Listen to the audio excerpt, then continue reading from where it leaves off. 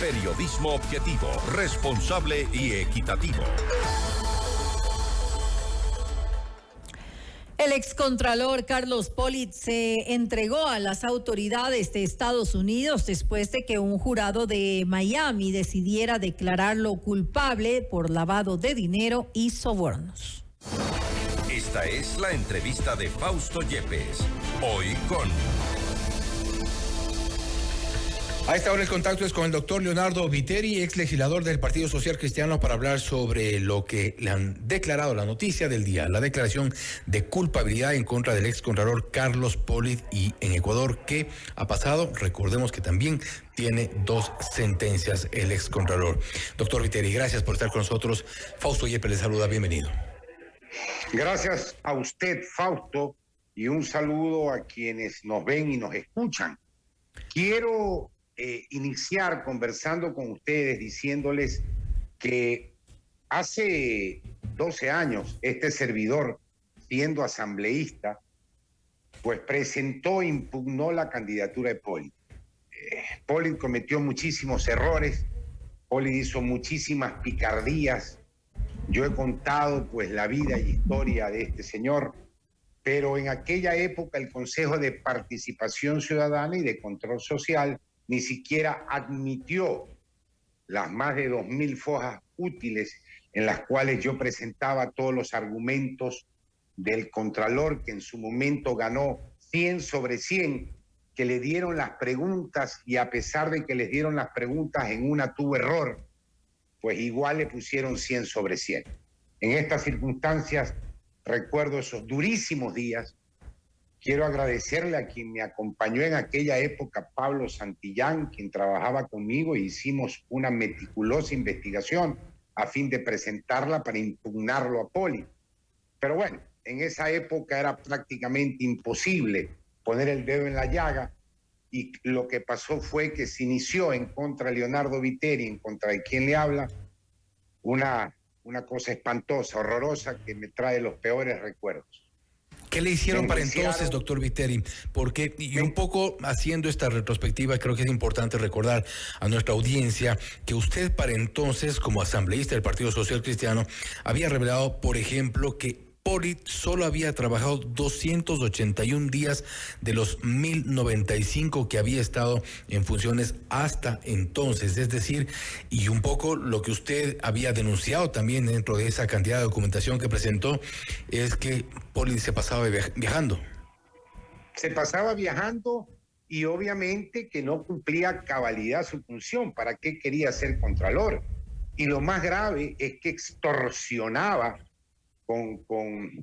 chantajeaba a alcaldes, prefectos, y hacía toda la contratación pública. Yo estimo que por sus manos pasaron alrededor de 30.000 millones de dólares, desde los más grandes como Odebrecht hasta los simples alcaldías y juntas parroquiales. Era una cosa terrible. En el caso personal de mi investigación, yo había investigado 54 casos de supuestos actos de corrupción en el Ministerio de Salud Pública, que iba a adquisición de muebles, medicamentos, insumos médicos, ambulancias, equipamiento y las famosas ambulancias. Así es. 54 en total, ¿eh? Y también recuerdo que incluí un caso más de los chalecos, que en aquella época compró un Antón, que era de la agencia de tránsito. No sé si usted recuerda los chalecos que se los hacían. Y después igual se libró también del proceso. Claro, todo esto de aquí, él chantajeaba y los desvanecía todos estos. Por eso es que él nunca firmaba, pues. Él no firmaba, él no actuaba como contralor, sino que se dedicaba al lobby del chantaje para después asumir temporalmente, desvanecer, y que el contralor subrogante acuse. Él no, sino que él desvanecía. Ese era el modus operandi de este señor. Ahora bien, hoy se ha confirmado ya prácticamente todas estas denuncias. Muchos nombres han salido en las cortes de Miami, precisamente a propósito de este proceso que le siguen por lavado de activos en Estados Unidos. Algunos de los nombres, y un poco quiero su opinión sobre esto. muchos de los nombres de gente que en su momento se libró de estos procesos, de glosas, de informes con indicios de responsabilidad penal en la Contraloría General del Estado, muchos habrán pasado ya de largo sin responder a la justicia. Aquí hay un tema que es importante. Primero, que es inadmisible que Estados Unidos lo haya juzgado a Poli, porque de aquí se fugó, acuérdese. Y él es considerado prófugo en Ecuador. Sí, fue prófugo del Ecuador, después también de aquí haber hecho fallar en contra de la sentencia que tenía ya ejecutoriada en contra de su hijo aquí en el Ecuador, porque a él se le acaba todos sus 20 años de su vida de picardías, 20 años, 10 como vistaforador de aduana y 10 como contralor, cuando se pelea con en aquel momento presidente de la Asamblea, Serrano, quien lo destituye. Acuérdese también de ese famoso audio que lo sacó a luz el contralor, en que se trataban de compadre. Entonces, compadre Serrano, y pues, compadrito lindo le decía, así es. Este fue el año 2017. Pero 20 años este señor se dedicó a hacer chanchullos y picardías. Pero tuvo que venir a Estados Unidos con 6 cargos. Y ojo, el primer cargo de lo que ustedes han leído es conspiración. Acá en el Ecuador, jurídicamente, eso es igual a asociación ilícita.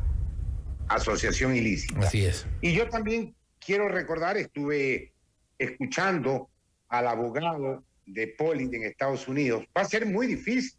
Cada cargo tiene de 5 a 20 años. Puede tener 5 a 20 años. Si usted como mínimo le da 5 por cada de los 6 cargos, tiene 30 años de cárcel para Poli, que es lo mínimo, 5, pueden ser 20. Entonces, en estas circunstancias no le veo salida, a no ser... Hay 2 casos bien interesantes que me gustaría que ustedes y los radioescuchas lo vean, porque hay películas sobre el tema. El primer caso es el de Carlos Leder. Recuerde usted a Carlos Leder, a un famoso narcotraficante que en Estados Unidos le dieron cadena perpetua. Cuando Estados Unidos invade Panamá, Carlos Leder es el testigo estrella para acusar a Noriega en su momento. Tranza con Estados Unidos y sale libre. Obviamente no vino a Colombia, sino que él tenía ciudadanía alemana y se fue a Alemania porque en Colombia lo mataban. Y otro sonado caso de la misma temática es el FIFA Gates. Acuérdense del FIFA Gates. Se dieron el lujo de coger a 16 distinguidísimos miembros de la FIFA en un hotel en Suiza. Ahí también, en aquella época, pues estaba los de la Conmebol, estaban los de la FIFA, y también estuvo el ecuatoriano, que también salió embarcado, ¿no? Entonces, me refiero a Luis Chiriboga. Luis Chiriboga también estuvo ahí en el tema, en el caso de FIFA Gate. Entonces, si ellos están esperando de que la justicia americana lo trate igual que a Carlos Leder, muy difícil, porque hay algo de fondo en este tema. Carlos Poli es leal con su hijo y él no quiso hablar más por la lealtad con su hijo, para no embarcar a su hijo, para no echar más lodo en contra de su hijo. Y es importante porque en este contexto... Se abstuvo de hablar, se acogió a la quinta enmienda. Y es importante porque en este contexto y a los casos que usted refiere, por ejemplo, a Carlos Poli también se le pasó la oportunidad de poder ser un colaborador, tomando en cuenta que ya quienes habían pagado en su momento los sobornos, quienes fueron parte de esta comisión de delitos, según los testimonios que se han presentado en la Florida, ya son parte de la colaboración y han evitado ser procesados. Me refiero a Diego Sánchez, el conocido como el zar de los reaseguros, quien estuvo al frente de Seguro Sucre, precisamente en los mismos años en los que referimos los actos de corrupción de Carlos Poli. Y también, por ejemplo, el exministro del Interior, José Serrano. Dos personajes cuyas versiones, cuyos testimonios y cuyos aportes han sido determinantes en el caso de Pollitt. Pollitt ya se quedó fuera de esa colaboración y ahora enfrentará muy seguramente la cárcel. Le quiero mostrar algo, doctor Viteri, que es... Y a propósito de lo que usted menciona del caso FIFA Gate, donde Luis Chiriboga Acosta fue uno de los también sentenciados acá en nuestro país, casualmente un caso que llevó al inicio también la ahora fiscal general del Estado, Diana Salazar, para entonces fiscal de la Unidad Anticorrupción. Tenemos un documento que es en el que se solicita se dejen sin efecto unas condecoraciones. Y ahí hay 3 nombres, 3 condecoraciones. La condecoración doctor Vicente Rocafuerte, otorgada mediante acuerdo número tal, el 2 de junio del 2011, a Luis Chiriboga Acosta por parte de la Asamblea Nacional. La condecoración Vicente Rocafuerte, otorgada mediante acuerdo número tal, del 7 de mayo del 2013, a Carlos Pollitt Falloni. Y la condecoración Manuela Sáenz, otorgada mediante acuerdo número tal, 29 de septiembre del 2016, a Cristina Fernández de Kirchner. 3 procesados por corrupción. Qué maravilla, ¿no? Fíjese usted cómo se están develando las cosas en nuestro país gracias a la Fiscalía y gracias a la justicia en Estados Unidos, a quienes aplaudo en su encomiable labor, porque ya ahora Carlos Pollitt ya no podrá, pues, pedir una acción de protección a un juez en Mangalarto, en Guaquillas o en juez en Flavio Alfaro, pues ya no tiene ese chance. Así que arriba hay uno, dice, hay un juez supremo, y donde Pollitt hablaba, estoy convencido que el 50% de la clase política de este país salía embarrada.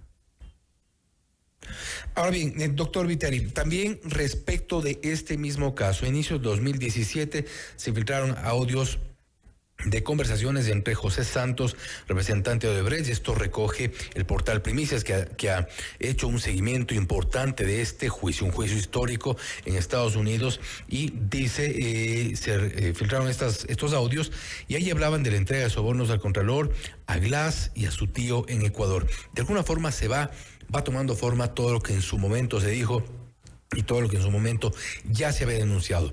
Hablamos no de 5, 8, hablamos de más de 10 años de denuncias que en su momento pudieron ser tapadas por autoridades, entre ellos evidentemente un exfiscal.